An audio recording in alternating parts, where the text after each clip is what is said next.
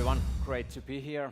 As you heard, I'm Tarmo Pajunen from Cybercom Group. I work as a business advisor, technology advisor. I work with Nordic companies to start or develop their IoT business. And my title today is IoT 2.0, from incremental improvement to business transformation. And I'm happy to kick off the Disrupt or Be Disrupted series of talks here today. I was thinking that what I want to tell you about here today, and I decided the topic of IoT 2.0. Actually, that's something I made up. I heard some people use the term IoT 2.0, but I will define it here today as I see it, and I think that this is a really interesting point in IoT maturity when businesses are developing or starting their IoT business. So this is insights and examples of a lot of different cases. This is not one particular case, but things that we have learned when we work with these Nordic companies. So I'm going to tell you that, in my opinion, what defines IoT 2.0 versus IoT 1.0. Is it something for you? Does it concern you? Is it something to reach? What are the benefits of going further with this IoT development? And of course, a few things about the challenges, the hurdles to upgrading the IoT, and some ways, some tools that we use to overcome these challenges to really upgrade your IoT. So let's go into the definition. Some people think that IoT 1.0 is the IoT. It's about smart products that you connect. It's about connected products, improving your current set of services and products. So it's about improving, starting where you are, maybe where you have been for the past 100 years. We have companies who make sewing machines, and they've been doing them for 100 years, and now they are in IoT. They are connecting, they're making smart products. So it's about product innovation, what this product can do better by connecting it to cloud. But that's not all that IoT can offer. I'm talking to you today about IoT 2.0, and I see that as the next step further to something that was not possible before. It's about the battle, the competition comes between platforms, between ecosystems, between data, who can manage that. It's about emphasizing more, not the physical world, but actually emphasizing the digital world and the things you can offer in there. It's not about improving your old things, it's about creating something new. It's about business innovation, who can build the business models to support that digital world. The old business models are not enough that are built for the physical world. It's not about protecting your business, protecting your data. It's about collaboration. It's about open systems and knowing your place in the digital value chain, how you can provide the most value with your data and with your partners' data to your customers. And of course, these values, these are the disruptive values of IoT 2.0. So 1.0 is about making your current situation better, your current systems better. 2.0, that's really stepping into something new, creating something that was not possible before. So 2.0, it enables new level of more autonomous, smarter, and what I call kind of holistic systems, where you go from these smart products toward product systems and even toward system of systems, where you have to put more, you have to be closer to your client, closer to the customer, understand their needs better, and provide something new that was not possible before with your existing products. So That's why IoT 2.0 is changing the rules of competition. You have to step further from your current business. Just quick example. I decided to use the smart building concept at this point because there are a lot of companies working in a building. So there, let's say that there is company A, B, and C selling services, products to the company. Let's say that A is the elevator company. B is the company making the building technology, the air conditioning system, and so on. And C, it could be a service company like electricity company, service company, providing services to the building. As you know, they are all in the 1.0 IoT business at the moment, or at least most of them. So they already provide services that improve their current systems, like Kone has their e-link system, providing information from the elevator usage. There are different systems, predictive systems, to help the air conditioning systems work even better, and electricity company have their own dashboards for the building owner. And they are not, at this point, they are not much actually in competition. They all come from different backgrounds and they don't think themselves as a direct competitors. But when we enter IoT 2.0, all of them, they start to think that actually I have really important data about this building. I am important, I have a direct connection to the customer and I want to expand this. Actually, the lighting company who designs the lights, they are realizing and actually they can track people. So they are in the people flow business. And actually that's exactly what the Kone is. They know how people move in the company. And the electricity business, they have the same thing. They have a lot of data in there.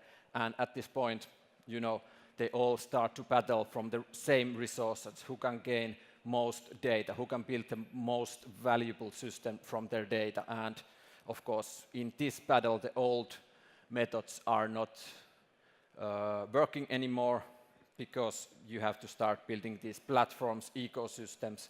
You have limited resources for the customers to use different services, user interfaces, and so on. And this is happening in all the businesses. It's the industry 4.0. Even if you are doing IoT for your internal things, if you are optimizing your current processes, it's still a valid case. You have to provide more value for your internal customers. Transportation, really complicated digital value chains already in there. And of course, the consumer business is really complicated. It's already stepping into the 2.0 era. So why IoT 2.0? Customers, they have limited amount of resources to use in these services, user interfaces. They have limited amount of competence, time to learn these, limited amounts of money. So IoT 2.0 will win over 1.0 because it provides better value for the customer. IoT 2.0, it's putting, in this case, you are closer to the business. It's higher in the abstraction level. You are really solving the problems of your customers. And is it happening? Yeah, definitely. I did rough calculation with my current customers, and about 40% are stepping into the next generation phase, stepping into the what I call 2.0 phase, and building these services that were not possible by just improving your current products. Common challenges, what you will quite likely encounter in this transition phase if you decide or have decided to push further into the 2.0 era. It requires new value propositions for your customers. You are not improving your old ones, or if you are taking bigger leap further. So you have to really rethink your value proposition for your customers, or at least go through your old ones and maybe develop them further to fit into this new digital era of competition. Focus and resources are on first generation services. That's what I quite often see, that yeah, you can't skip it. You can't just decide that I am in 2.0, I will make these smart systems without really having the technology for that. You have to, of course, have something connected, you need to have the sensors, but in this point it's quite big risk to really get stuck into that phase, that thinking that I will put all my resources to connecting my products or connecting my internal processes, and it will take for sure a lot of resources, but it's really easy to forget that actually this is not the aim, this is not the goal, there is one step further. It will definitely open up new technology and business landscape. You have to learn, you have to step into new areas. You are leaving your comfort zone with your current products, and no doubt you have a lot of new technology to understand and also a lot of this new business landscape to understand. Your competition is coming from different directions in this maturity phase. Some simple tools how we are tackling these problems, nothing new thing, but tools that actually are quite easy to forget this point, because the progression is not linear. When you go from 1.0 to 2.0, you have to take few bigger leaps, and it's really easy to get lost to the improvement phase. Start to think that we are developing from our existing place where we are now, from our existing products, from inside out. But what we see as a really important method, it's really from outside in, because the company, even in IoT 2.0, who understands their customers best to really what problems they want to solve, will also win in the IoT 2.0. So you have to take the step from the improvement from your current place to really focus on the customer and start working outside in, and for a moment forget where you are at the moment and find your way from outside in. Of course, really important is what I call digital value chain. You have put probably a lot of effort, a lot of years building the physical value chain. You have subcontractors, you have partners in the physical world, and you are not going to survive without your new partners in the digital world. So put a lot of effort understanding your place in the digital world, in the digital value chain. You are not able to do it by yourself in the digital world. You need your partners, your subcontractors, as much as you need them in the physical world. For example, this is a company like Philips with their Hue lamps. They are not able to do it by themselves. I calculated that in the value chain in my home, when I use the third-party switch to turn on the Philips light, it actually goes through 5 different partners in that digital value chain, and that is the system that provides the value for me. I'm using the Apple HomeKit. There's IFTTT system, making it more smarter, and that it's the whole thing that it's valuable for me. And Philips understand their position in that value chain. So think about what is your place in the digital world. How much can you handle by yourself? It might be a surprise that actually you are much more valuable when you know your position in the value chain and really find your right partners to build something bigger than what you can only provide. Okay, this is one of the challenges, and you will definitely encounter this if you are successful. I call it the paradox of connectivity that when you do a really good job, you find something really valuable for your customers with a lot of business potential, then you are in big trouble because the best solution is the most vulnerable when you're in the connected world. Then you have designed something that is business critical for your partner, they evaluate it much, but when we talk about connectivity, the connectivity, no doubt, it will break down at some point. And you have to start thinking how to live into that kind of world where the connectivity is business critical. And this one is about technology. Of course, it's about rethinking your technology, your architecture. Is it built for IoT 1.0, or is it mature enough to really withstand the pressure of 2.0? So I'm talking about edge computing, fog computing, even better. Fog computing is about smart products, so they can handle the situation where the connectivity is down for a moment, or edge computing, that is this on-site computing.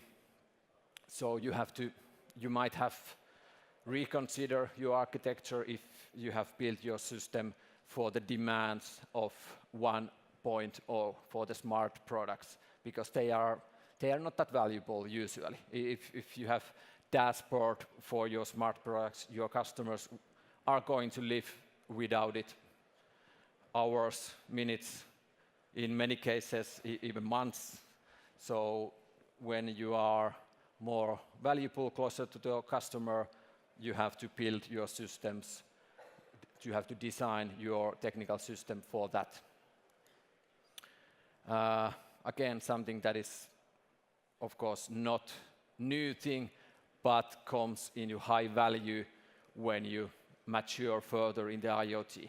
Is your organization made for improvement? Is it optimized for the current situation, or is it able to create? In IoT 1.0, this is what your process looks like, something like this. It's about research, define, design, test, iterate, and execute. Roughly something like this. But when we enter the IoT 2.0, it becomes like this, because there is always a lot of exploration, high uncertainty. Do you have your culture? Do you have your processes that support that? Because no doubt you have to accept the risk. You are not going to be successful with the first time. Are you using your resources in a balanced way between the exploration, between the execution? How are you testing your hypotheses? You have to test them as early as possible to kill the initiatives that are not going to make business for you. You have to build your processes around that kind of new culture. You have to embrace skill development. You need a lot of new skills from the technology side, for the customer side. And you are not going to have enough resources to execute all of them. So learn and explore and try to find the right balance between the little bit chaotic creation part to support that, and at the same time balance between the efficiency of using your resources and keeping your goal. Thank you very much.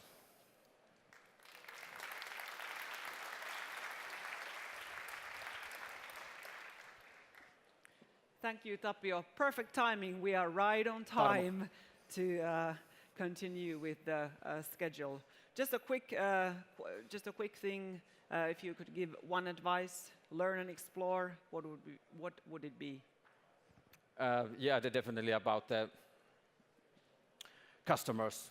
Do you really understand your customers? There are quite often actually surprises that come to that we know our customers, but when we really dig deeper, really go into their daily lives and start investigating that, actually quite often there are the moments that actually we have to be little bit better at this. Okay, thank you. Thank you.